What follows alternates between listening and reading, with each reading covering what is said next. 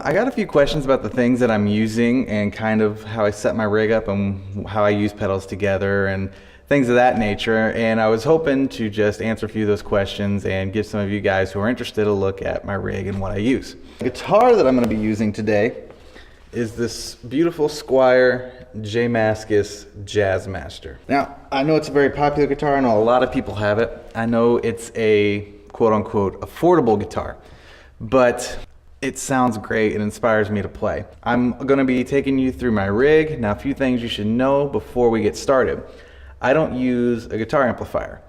I actually run straight into the PA. Now, before I used all this, I did use an amplifier, but sometimes I have to go to other churches to play every great once in a while, and it's just a pain to haul that amp around. And then also, it's way easier here for me to just plug straight into the PA, let the sound guy figure it out. Sound guy happens to be my dad, by the way, so that helps out a little bit. Another thing about my gear that I should mention is that it is what most of us would probably call affordable.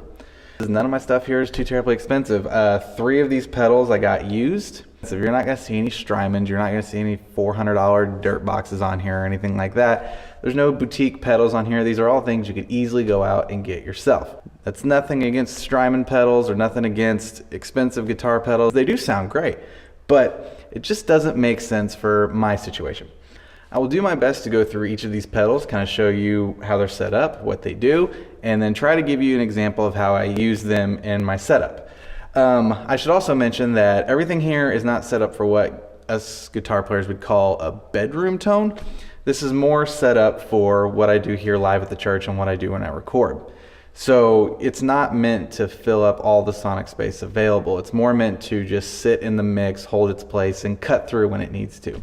Without any further ado, let's get to it. All right, so why don't we just run through the order here really quickly. Now, as already stated, I'm going through, my guitar is a J Mascis Squier Jazzmaster. Very nice guitar. For those of you who care about chords and stuff like that, I'm going out of a Pig Hog, this little teal guy that you can see in front of me. Well, they call it Seafoam Green. Coming from that, and I'm coming into this Big Shot ABY box. Now, when I originally got this a long time ago, I was running a 2 amp setup. I'm not doing that anymore, but you can run this pedal backwards to where you have 2 guitars going into 1 amp rather than 1 guitar going into 2 amps. And my original intent was I was going to have a kind of like a lap steel set up on a stand that I could play through this rig, but never really got around to that. So right now it just works as a kill switch, and sometimes it gives me the option to run a dry signal out if I want to when we're recording. I can also run it the other way if I'm going to have to bounce back and forth between bass and guitar for recording. I can run it the other way. That way I do have 2 setups, and basically when I do bass, I kind of just turn everything off.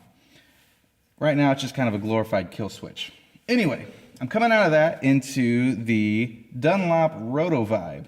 Now, most of you probably know what this does, but I'm going to go ahead and explain it for those who don't. This pedal is basically a Unifibe-esque effect. The knob all the way on the right, if you have a board that's not as enclosed as mine is, you can adjust it with your foot on the fly. I don't really need to adjust it, so I wasn't really worried about it. It has a tremolo and a chorus setting on it. The knob on the right adjusts the intensity of the effect, and the rocker pedal here, kind of like that looks kind of like a wah, adjusts the speed of the effect. So right now I have it set on chorus. That's why the green light's coming on, and that sounds like this.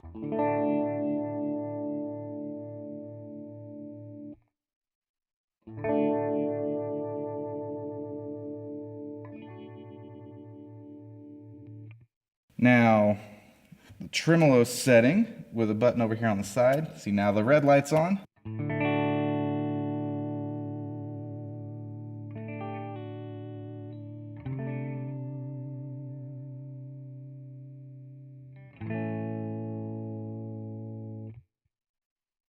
Coming out of that, I'm going into the Digitech Lux. Now, the way I have it set up is kind of a chorusy type effect, but it's not a chorus pedal, it's actually a detune pedal. What it does is it takes your dry signal, makes a copy of it, put your regular dry signal through, and then with that copied signal, it will actually detune the pitch up or down depending on how you designate it. As you can see, I've got mine where the level of the detuned pitch is set at about 3 o'clock, and the detune of the pitch is set at about 2. That's on the plus side, meaning it's actually bending the pitch up a little bit. What's cool about this though is you get the coarse effect without the LFO, so it's a little bit easier to tame and control, and it's overall just a nicer sound.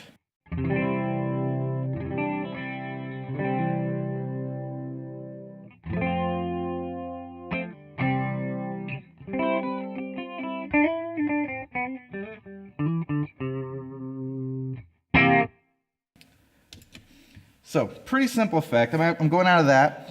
I'm going into the input of this RP1000. Now, this is a pretty awesome unit, and I really think it doesn't get enough attention for all it can do.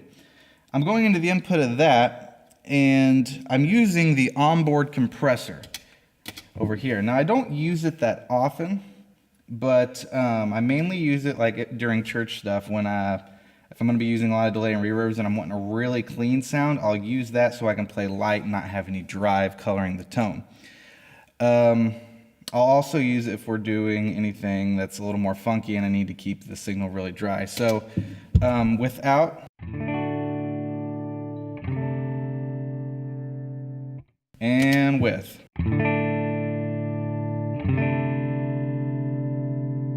So you can see it does its job. It just kind of tightens everything up, brings the lows up, brings the highs down, makes everything kind of the same volume. Really nice if you're playing really light. Now, I also use it, like I said, when we do like more funk-oriented stuff. Any of you guys who do more funk-oriented stuff will know that a compressor is pretty useful. So without it,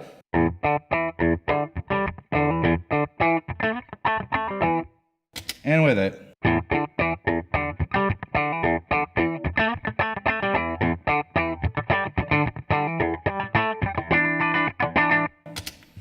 so just does its job. It's not coloring the tone a whole lot, just tightens it up when I need to tighten it up.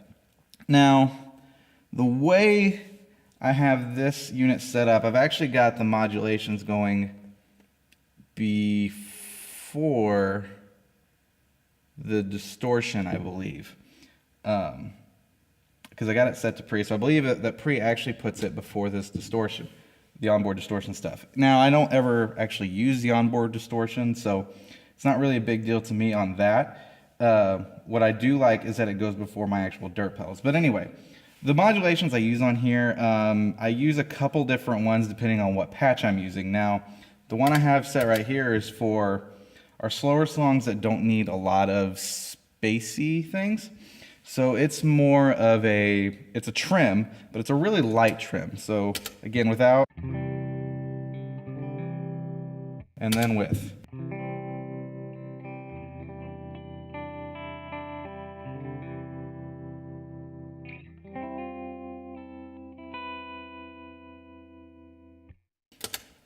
Now on another setting, I actually have a phaser.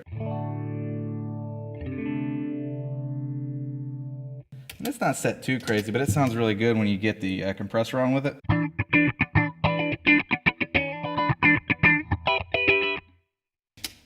But anyway, coming out of that, I actually go to the out of the stomp loop. Now the stomp loop is cool because it lets you put pedals kind of in the middle of the chain for the RP1000.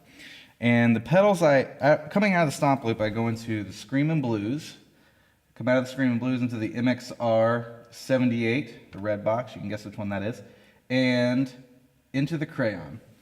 Now, I'll run through how I kind of have these set up. The Screamin' Blues doesn't have a whole lot of drive in it.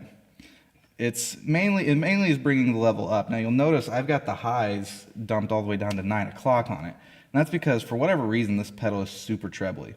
And I try to dial a lot of that out and I try to dial a little more of the low end in. But anyway, here is what it sounds like. I'll give you the without first. So.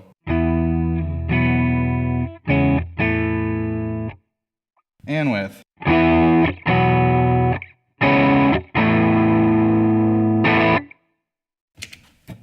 Out, without,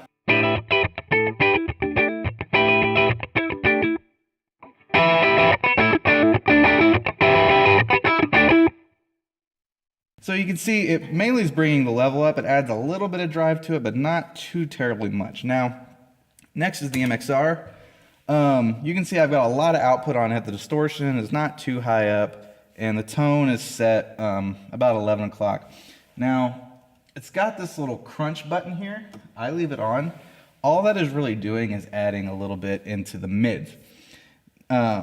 And I really like that because I need the signal to kind of come through. Now, I hardly ever use this one on its own, but on its own, it sounds like this.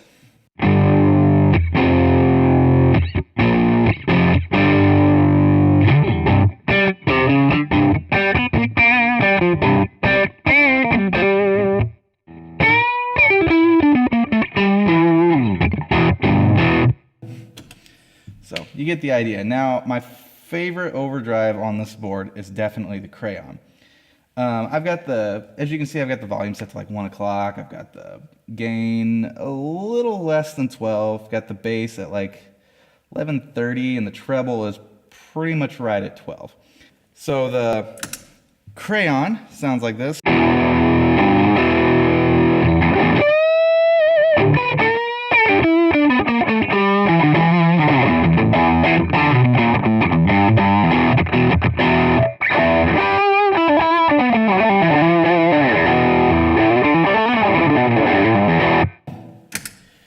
So not too terribly crunchy, but it's really got a nice, it's a really smooth overdrive. You can gun it a little bit to where it can get a little shrill and maybe a little too crunchy, but the way I have it here is a little smoother. It's meant for more of the lead stuff. Maybe if we have a song, maybe there's a song that really needs to push the rhythm section, maybe I'll use it, but it's mainly a lead pedal.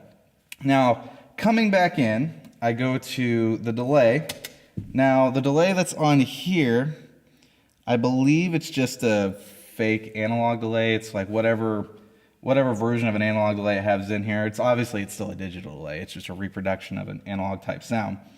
On this particular one, I've got it set to quarter notes, and on this patch, it's the exact same delay, exact same settings, except for it's set to dotted 8. So, and I got a tap tempo over here. So let's say I want to do